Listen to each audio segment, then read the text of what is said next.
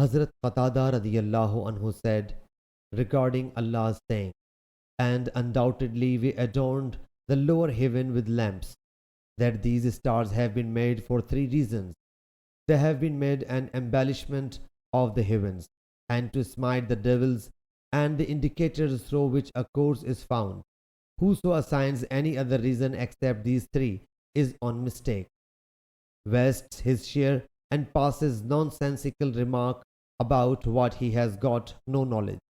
Hazrat Ibn Abbas radiyallahu anhu says, Hashima means changed. Alab means the fodder that cattle eat. Al-Anam means creatures. Barzakh means a barrier. Mujahid says Al-Fafa means being wrapped, and Al-Ghalb means wrapped. Parasha means bedding, as Allah Jalla Jalaluhu has said, and there is a place for you to stay on the earth. Nakada means for a while. Hazrat Mujahid says Hasban means revolving like a grindstone.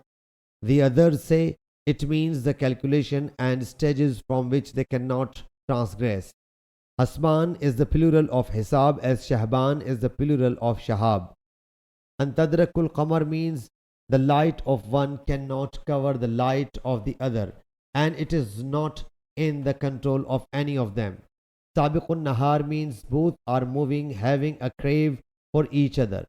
Naslakh means we are drawing one of the other and making one rushing behind the other. Wahiya means to burst. Arja'eha means the part which has not cleft, and it can be the edge, as you say, on the edge of a well. Aghtash and Jinn means engulfed in darkness. Imam Hassan Basri said, Kuvvirat means it should be covered till its light will melt away. Wallayli wama wasaqa means to gather the animals. At-tasaqa means to become straight or balanced. Buruja means the stages of the moon and the sun. Al-Hururu, heat, is caused by the sun during the day. Ibn Abbas radiyallahu anhu says Hurur is the heat at night, whereas Samum is at day. And it is said Yuliju means wraps. Waliyajata means a thing into which you insert anything. Hazrat Abu Zar radiyallahu anhu reports, at the sunset, the Prophet sallallahu alaihi wasallam said to me, "Do you know where the sun goes?" I submitted, Allah Jalla Jalaluhu and His Apostle sallallahu alaihi wasallam know it well. He sallallahu alaihi wasallam said, "Undoubtedly, it goes and prostrates itself underneath the throne. Then seek the permission to rise, and permission is granted to it.